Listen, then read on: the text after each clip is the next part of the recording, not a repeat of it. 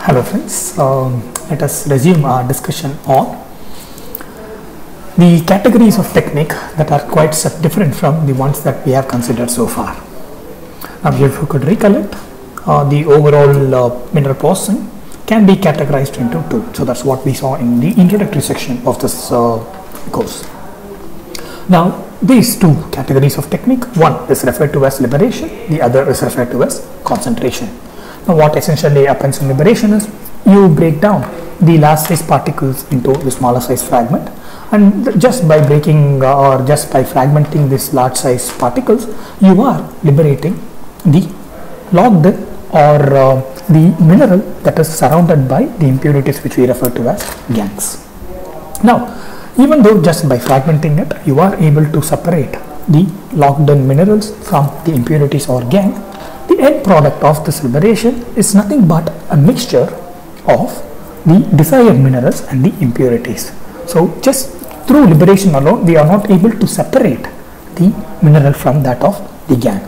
Through liberation, which is achieved by fragmentation or comminution, what we are able to produce is we are able to produce a mixture that comprises of the mineral particle and also that of the gang particle. Now we need to separate these mixture into, or this mixture that we have, into the mineral particles alone and the gang particles alone, and that separation is referred to as the concentration. Now we have spent some time on discussing certain techniques that allows for a smooth transition from this one category of processing to another category of processing. Now if you consider the whole mineral processing as a spectrum, so at the one end you have the liberation, which is achieved through comminution,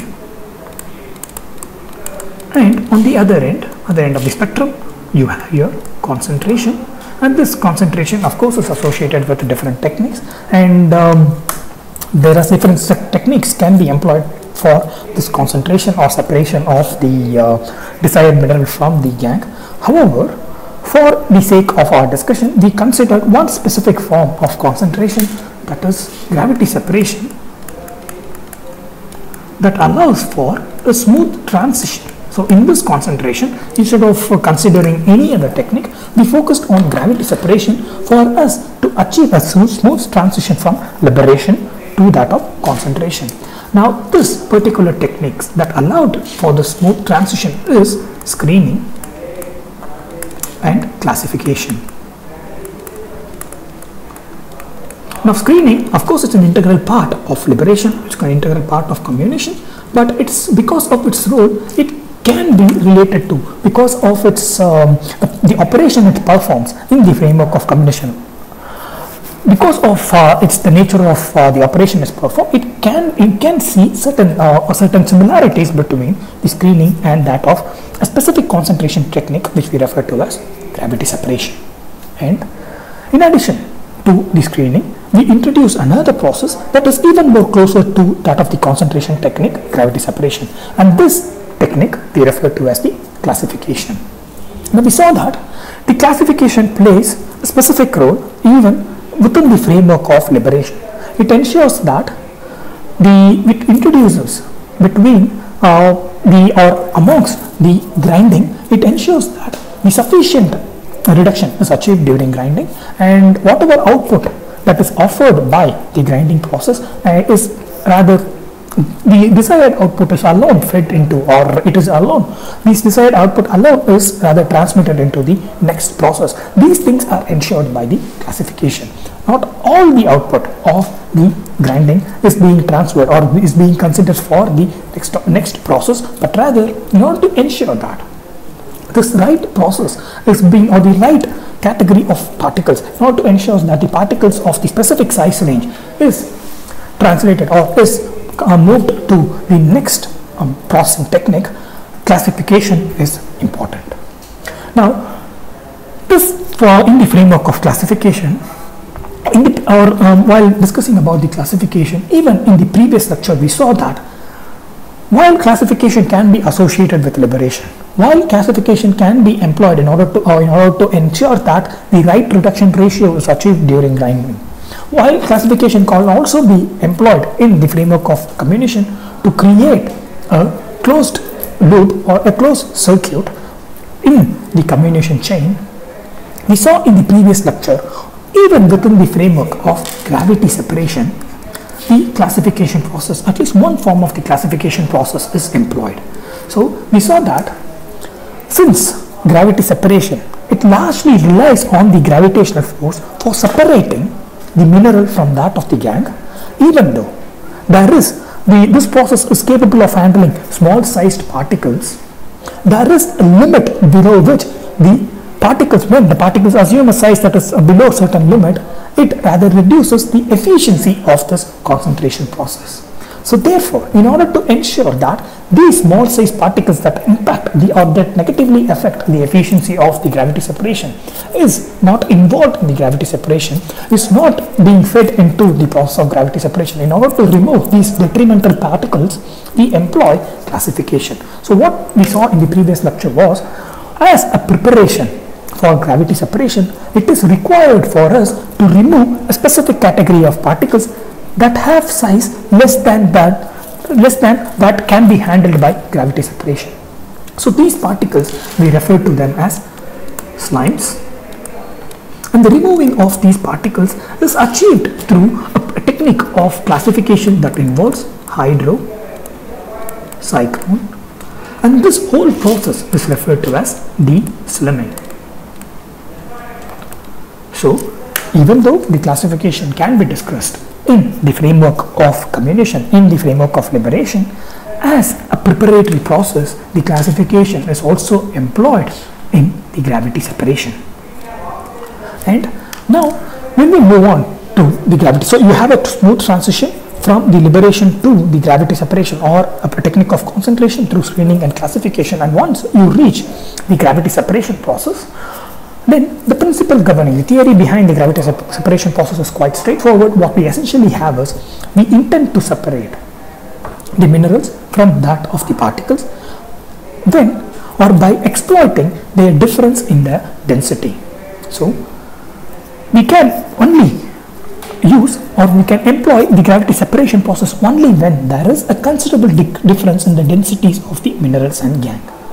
And this, we saw, comes under the context of the way to quantify this, comes under the context of through the expression of the efficiency of gravity separation.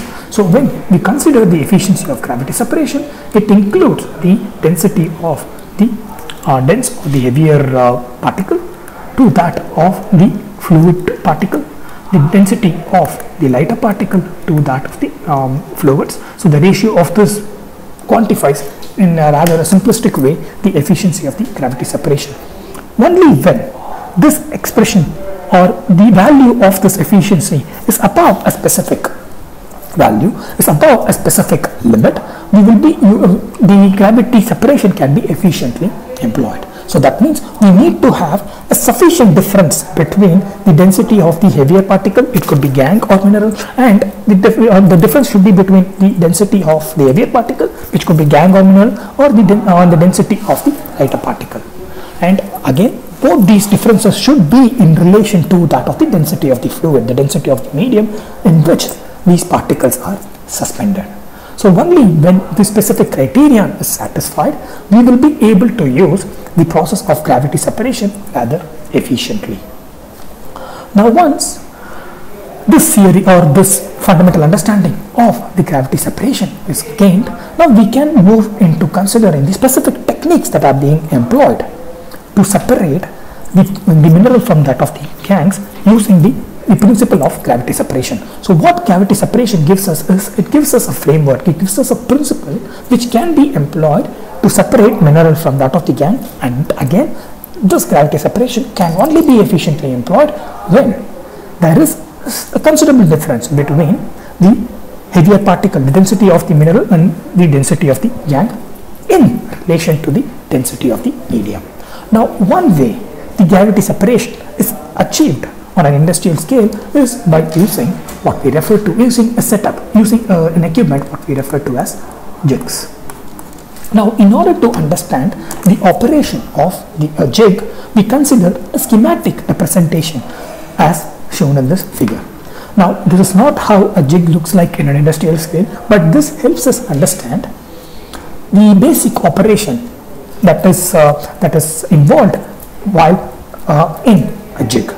So this helps us understand how the separation between minerals and gangue is achieved within a jig. So what essentially we have is, in a jig, the feed is rather enclosed, or it is being present in a ore box. So you feed in the mixture of the gangue and the mineral particles in a ore box, and this ore box, or the mixture of the minerals and the gangue in this ore box, is allowed to interact with water. It is allowed to get suspended by the water. So essentially, in jigs, or while the gravity separation is achieved through gigs, what we essentially do is the fluid that we consider is often water. Of course, there is a possibility of considering other forms of fluid, but often it is water. Now, we allow, similar to the theory that is associated with gravity separation in general, we allow these mixtures of particles that is present in the ore box to get suspended in water, to assume a specific mobility in the water. And depending on the density and size of the particles, the behavior of the particles in water would vary, in the fluid would vary. And we, by exploiting this difference in the behavior of these particles because of their density, we exploit that behavior, that difference in the behavior, to achieve the separation of the mineral from that of the gangue in the jigs. Now, one characteristic feature of jigs, or the operation of jigs, is that the way the water is allowed to interact, or the way the particles are suspended in water, it is quite different from what we have schematically considered. Or for instance, let us compare the operation of jigs to that of hydrocyclone. If you could recollect, in hydrocyclone, what we essentially have is, we have the water that is, or fluid that is dynamic, that is flowing in a particular fashion, and that is constantly flowing in a particular fashion. And as in the opposite direction, you have the movement of the particles. So you have a constant flow of power in the fluid, and you have a constant flow of the particles in the opposite direction. However, in case of jig, your particles, the mixture of particles in the ore box is rather static, and the water is allowed, the fluid is allowed to interact with the particles within the ore box by the specific movement of the ore box. So this ore box is moved up or down, and depending on the position of the ore box and the movement of the ore box, you have a corresponding change in the direction of the fluid flow, and also we are able to govern the time spent, or the interaction between the particles and the fluid, by governing or by appropriately regulating this upward and downward movement of the ore box. So what we mean by that is, unlike hydrocyclone, wherein you have the fluid flowing in a specific direction at a specific velocity, in case of jigs, we have both upward and downward movement of the ore box, and correspondingly we have upward and downward movement of the water. And the time that the water takes to rather move above the ore box, or get percolated into the ore box, and the time taken by the water to settle down, it all depends on how much time how we regulate the upward and downward movement of the ore box. So what essentially we have is, here in case of jigs, the dynamic movement of the fluid is not just in one direction, but it acts in both the direction. And this dynamic movement of the fluid can be controlled by appropriately regulating the upward and downward movement of the water. So this upward and downward movement of the ore box, which dictates the dynamic movement of the fluid, the water in this case, we refer to that as, rather, the downward movement is rather, so we have a specific name for the upward and downward movement of the water. The downward movement is referred to as the pulsion, and the upward movement is referred to as the suction. So what pulsion does is, it allows the water to move into the ore box. So what you have is, you have a dynamic movement of the water upward. So the pulsion movement, which is nothing but the downward movement of the ore box, allows the water to move upward on the within the ore box. Now the suction movement is nothing but the ore box is moving upward. So what this overbox moving upward means is, or what it does is, it allows the water to drip down.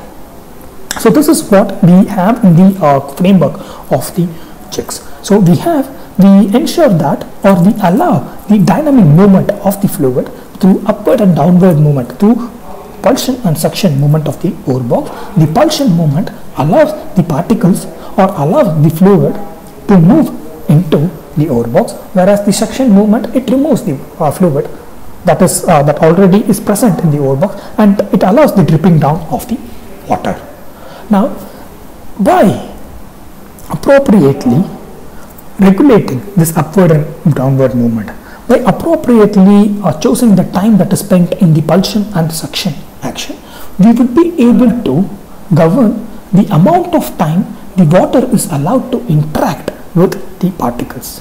By appropriately dictating the duration of the pulsion and suction action, we will be able to state how much time is spent by the upward movement of the water and how much time is spent in the downward movement of the water. Now, it is through the jig screen here that the water enters into the overbox during the pulsion movement, and the water recedes during the suction movement again through this jig screen. So what jigs gives us is, it gives us a control over the time spent by the particle interacting with the upward moving fluid or downward moving fluid by appropriately governing the pulsion and the suction action.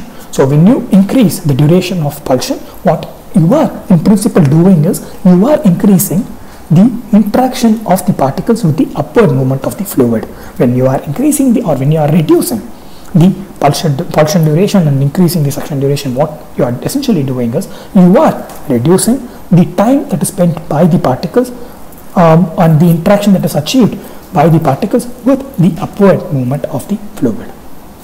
Now, the reason one needs to regulate this particular upward and downward movement, pulsion and suction movement, is because that way we are now in a position to rather dictate how much time how much time is being spent by the particles interacting with the upward and downward dynamic flow of the fluid.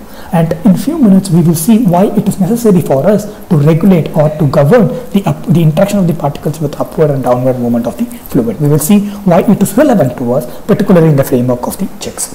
Before considering why or what is the role of the pulsion duration and the suction duration in achieving the concentration, we will see rather an advancement in this jigs that allows a more or either a simplistic separation or more straightforward separation of the gangue from that of the minerals. So what I mean by a more straightforward separation is that, now if you are able to efficiently operate this jig and achieve a separation like the one that is shown in this figure. So here you have achieved a separation.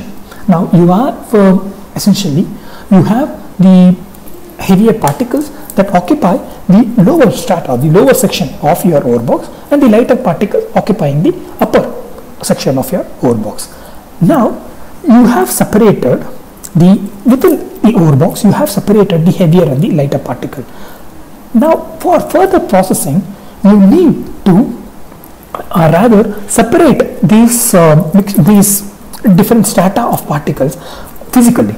So whatever separation you have achieved is still within the framework of overbox. Now you have to ensure that you gather out all the light particles and you gather out all the heavy particles away from the overbox. So even you have to ensure that you are able to separate the lighter particles that occupy the upper section from that of the heavier particles that occupy the lower section within the overbox. So even though you have achieved a separation within the overbox, now you have to separate it physically. So you have to have a separation in a generalized manner. You have to rather scrape out the upper layer and you have to rather dug out the lower layer. So you have to achieve idealistic separation devoid of this overbox. So overbox, the separation within the overbox is the first step, and the next step now will be to remove the first section, the upper section, and separate it from the lower section. Remove the first section separately and remove the lower section separately within the overbox.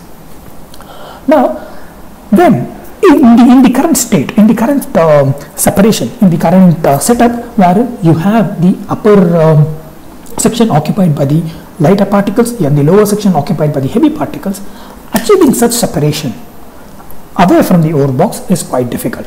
Even though within the ore box you have a neat separation of light and heavy particles, now it is our duty to separate the light particles and remove it from the ore box. Separate the light particles alone from the ore box and the heavy particles alone from the ore box. Now in this setup, now in this condition, it is quite difficult for us to do that. Now in order to ensure that it is easy for us to again distinguish or remove the light particles separately from the ore box and heavy particles separately from the ore box, there is a sophistication, or there is an extension that is adopted for or within the ore box. So what is principally done is, within the ore box, so if you consider this to be a schematics of an ore box, mineral particles of a definite size, mineral particles of definite size and definite density. So the density of this mineral particle is known, and the size is rather uniform. These are introduced into the ore box.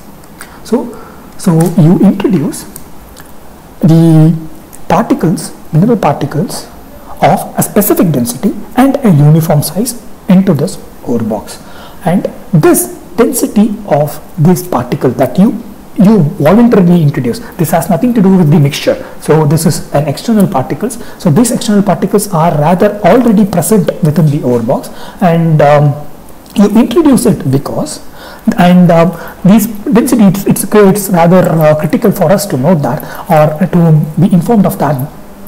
This density of these particles that you are voluntarily introducing, which are not a part of the mixture of particles, they lie in between the density of the heavier particle and the density of the lighter particle. So here you have the density of the heavier particle, which is of course greater than the density of the lighter particle, and in between you choose the density, you choose a mineral that has the density in between these two, and you use that mineral to form a layer.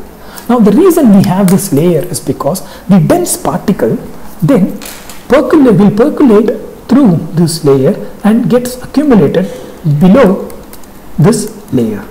So instead of having the ore box alone, in this ore box you introduce particles of a homogeneous size and known density, and the density that lies between the heavy and light particles. And this is not a part of the mixture, it is something that is you are externally presenting it. So instead of considering just a ore box alone, now you are considering a combination of ore box and a layer of mineral particles of homogeneous size. So as a part of the setup itself, you are considering a combination of the ore box and a layer of mineral with known density and homogeneous size.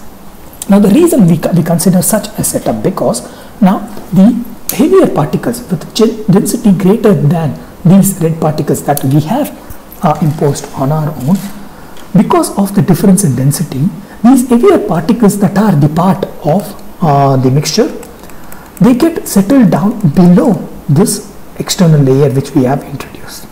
So this layer, or this layer that we have introduced, is referred to as the ragging layer. So this ragging layer is something that we have introduced as a part of the ore box, and the heavier particles, the particles with density greater than that of the ragging particles, they percolate through the ragging particles and they get settled below the ragging particles. And the lighter particles, which have density less than that of the ragging particles, they get settled above the ragging layer. So what we have now achieved is, we have now achieved within the ore box itself a clear distinction between the heavier particle and the lighter particle.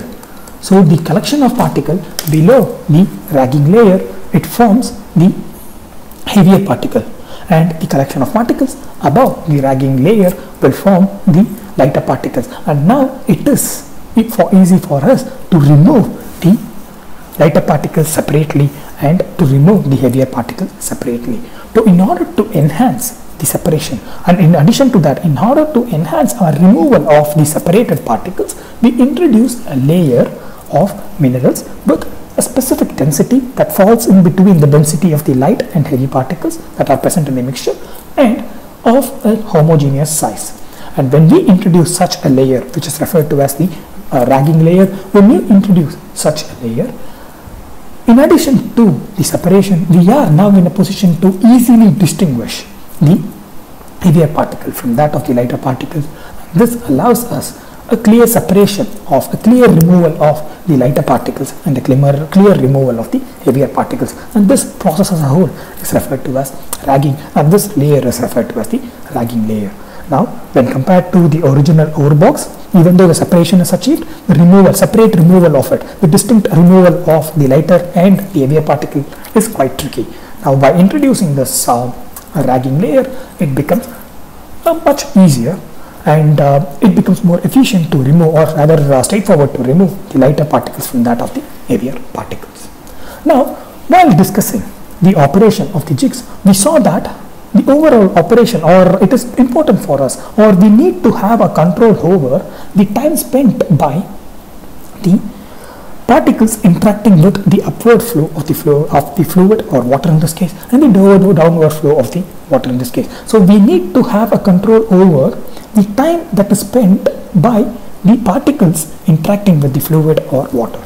So the reason why we need to have this control is what we will be seeing in a few minutes. So there is a reason why a provision to govern the upward and downward movement of the ore box is provided in the framework of jigs, because it facilitates the separation of the particles. It in a way enables us, regulating the upward and downward movement, it enables us to have an efficient separation of the particles. Now let us see how the upward and downward movement affects the separation, or how it influences the movement of the particles.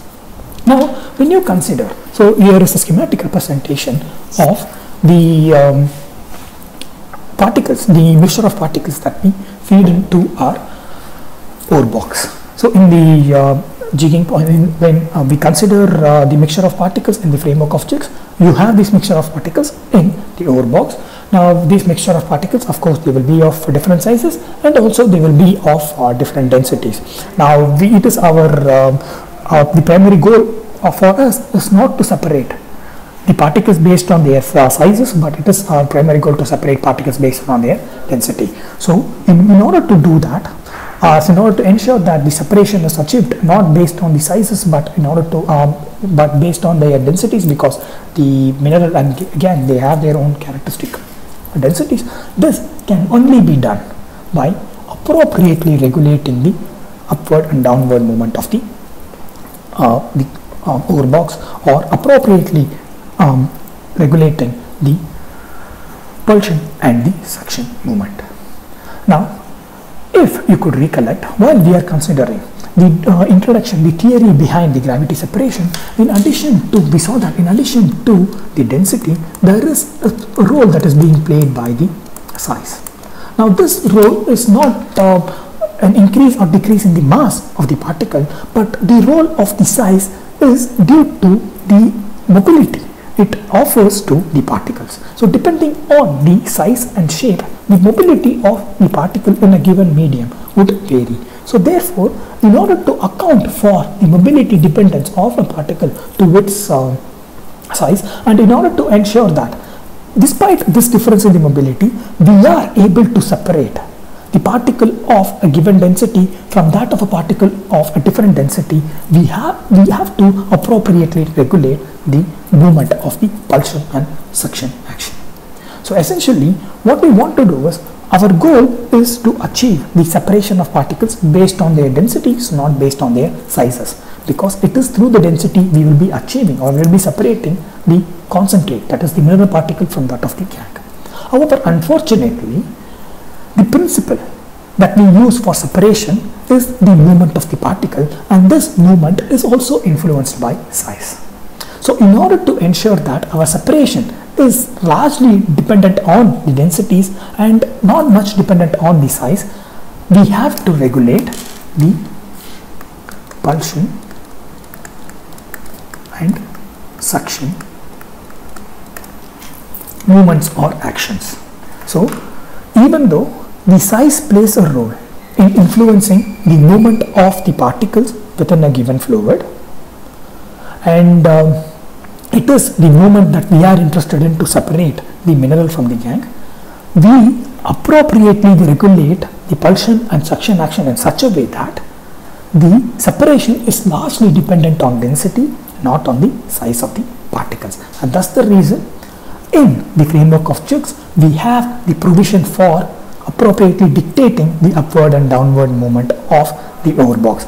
We have the provision for appropriately regulating the pulsion and suction action, because only through this appropriate regulation of the pulsion and suction action we will be able to reduce the role of the size and separate the particles based on their densities. We will be able to separate the mineral particles from that of the gangue particles.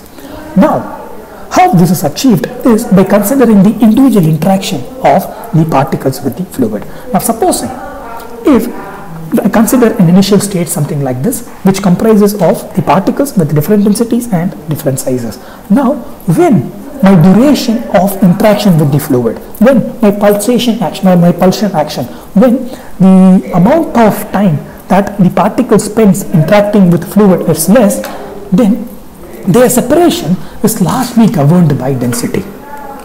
So, when the interaction with the particles, the interaction of the particles with the upward movement of the fluid is less. So, here you could see that the time spent by the particles with the upward movement of the water, the upward movement of the fluid is very small. Then in that instance, when you have the pulsion movement when you have the duration of the pulsion movement is so small, then the separation process is largely governed by density. So here you can see, despite the difference in the sizes, the densest particles, they occupy a separate position when compared to that of the light particles. So when the pulsion or when the interaction between the particles and the upward movement of the fluid is quite small, when the duration is even very small, the duration of interaction between the particles and the upward movement of fluid is very small, then the difference in the mobility is primarily due to the density of the particle. The size doesn't play a role, and such a difference in the movement is what we refer to as the differential initial acceleration.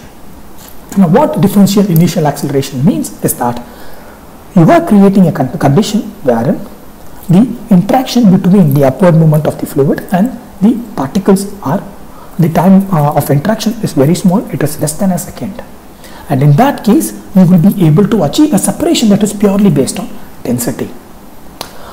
Now, when you consider the practical aspect of imposing such an interaction, it is quite difficult, because this interaction between the upward movement of the fluid and the mixture of particle is achieved by a pulsion action, and imposing this pulsion action for less than 1 second is quite difficult. So therefore, we need to study how the particle behaves for a prolonged period of time in order to efficiently bring about this differential initial acceleration. So essentially, the differential initial acceleration means that because of the short duration the particles are allowed to interact with the fluid, we are able to achieve a separation based on densities. Now, when you consider the practical aspect, such minuscule interaction, that such short time interaction is quite difficult for us to achieve in a practical industrial scale setup. So we need to understand how the particles behave during the overall interaction, during the interaction with the fluid within a jig. We need to understand that in order to ensure that this separation is sustained even though the time is increased.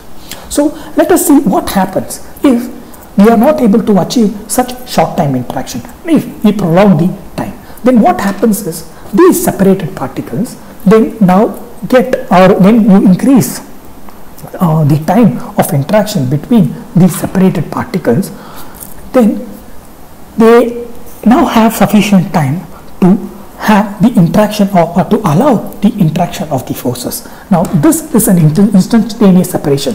This occurs at a very instant. So immediately once you expose the mixture of particles to the flow of fluid, this separation is rather instantaneous.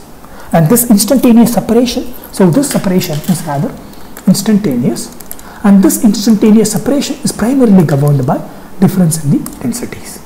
Now when you increase the time, when it is no longer instantaneous, then we allow the different forces to interact with each other. Now we allow the accelerating, like in the case of classification, when you increase the timing, or when you allow the particles to interact with the fluid for a prolonged period of time, when it is no longer the instantaneous interaction, you allow the particle to assume a specific velocity. We allow the particles to assume a specific terminal velocity, and depending on the terminal velocity, the movement of the particles will vary. So initially in the instantaneous case, the separation was entirely based on the density. Now when you extend the duration of interaction, then the particle assumes a specific terminal velocity. Now in this case, the terminal velocity, when it moves into this region, or when you extend this prolonged duration of interaction, when you take into, or when you allow the particles to assume the terminal velocity, in that case what happens is the role of the size comes into play. So initially the separation was entirely based on density. Now the role of the size has come into play, so therefore it now becomes difficult for us to separate small size dense particle from that of the large size lighter particle.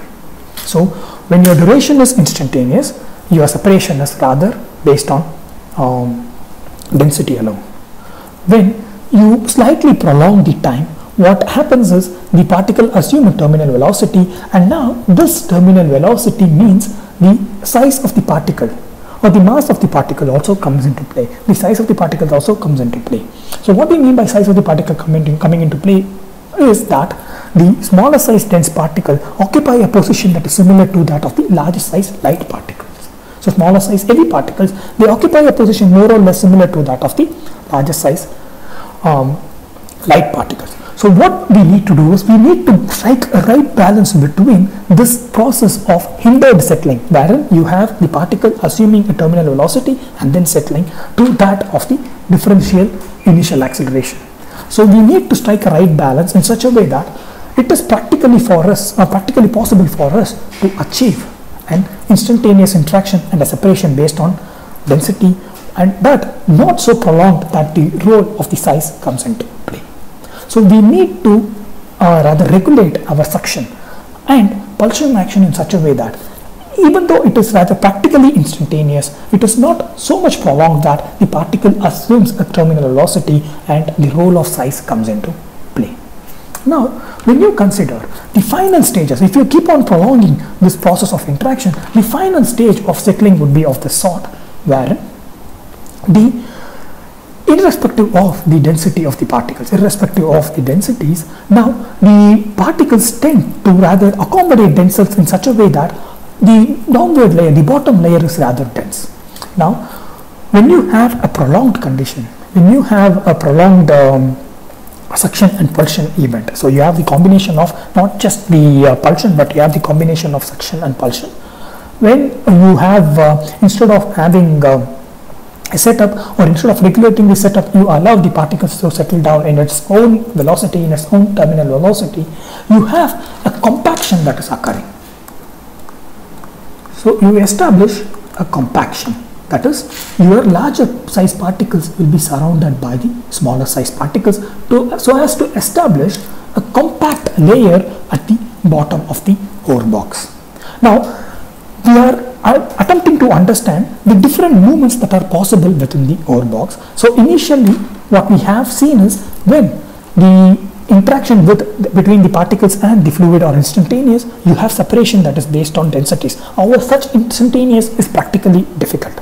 Now if considering this practical difficulty, if you extend the time of interaction, you will be able to arrive at a separation, but in that separation the role of size comes into play, and the smaller size heavy particles and the larger size larger size light particles, they more or less occupy the same position within the ore box.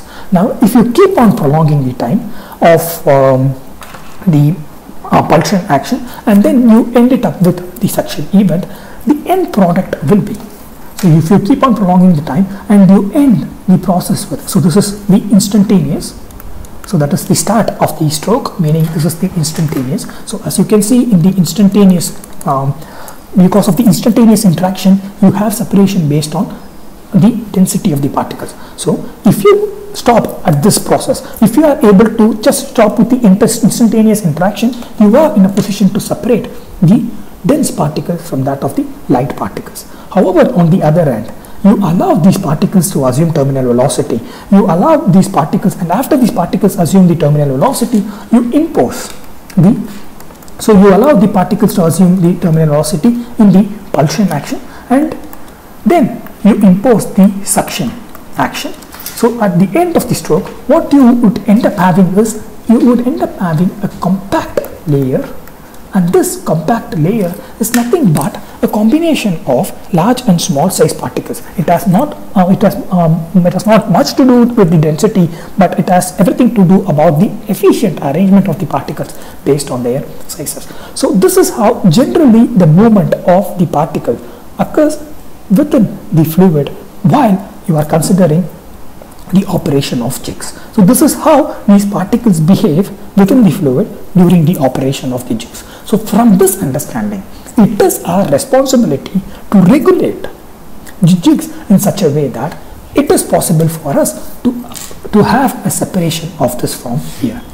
So this is the ideal separation that we are interested in. Now that we have understood how with increase in time, how with reversing the movement of the fluid, how the distribution is achieved, depending on that, now that we have understood, at least have some notion of how, depending on the time taken for the interaction between the fluid and particles, how their arrangement vary. So if it is instantaneous, you have a separation based on density alone. If it is prolonged, the role of the size comes into play, and if you allow the particles to assume terminal velocity, and if you prolong the interaction between the particles and the liquid, and then you impose the suction action, you end up with a compaction. You end up with a compact bottom layer and the top light layer. So based on this understanding, we have to regulate the upward and downward movement of the ore box in order to achieve the ideal separation. So in order to achieve the ideal gravity based separation, and when you do that, the end product of the ideal gravity separation will be of this form here. Now it all begins with, so our fundamentals, so if you could recollect, or if you could relate rather this to this, what we essentially have is, we are regulating, or we are planning the movement of the ore box in such a way that the separation achieved by the differential initial acceleration is sustained all through the consolidation trickling. So what we mean by consolidation trickling is the end of the fig or the operation of the jigs. So the end of the operation of the jigs, which is associated with suction, is what we refer to as the consolidation trickling. So consolidation is nothing but, we are, after the removal of water, we are consolidating all the separation, and in that stage, when the suction is imposed and the water is removed and all the separation is being consolidated now, in that case we need a separation based on density. So we understood how with time, with the time taken, or the time that is allowed for the interaction between the fluids and the particles, how the behavior of the particles would vary.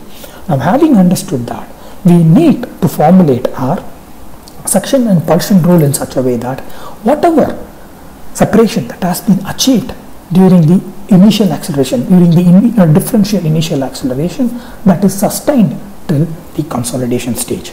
So at the initial stages, the separation is based on density. If you prolong it, this role of the size comes into play, and when the role of the size comes into play, how it is done, or it is the role of the size comes into play through the particles assuming the gaining specific terminal velocity, and this terminal velocity, once you allow it to be gained, then it is rather forms a consolidation that is not based on the size, densities, but based on sizes. So having gained this understanding of the behavior of particles, and depending on its how it is influenced, the behavior of particles, how it is influenced by the duration of suction and pulsion. We need to appropriately regulate the cycle in such a way that whatever separation that is achieved in the initial stage of differential acceleration is sustained in the consolidation trickling. So this understanding of how the particle behaves when the duration of suction and pulsion is varied helps us achieve a separation based on density, not based on size. So with this, we will be winding up our discussion on jigs, and in the next lecture we will consider a new technique or a different technique that is associated with gravity separation. So we will see ourselves in the next lecture, wherein we will consider a different technique that is a part of gravity separation. Goodbye.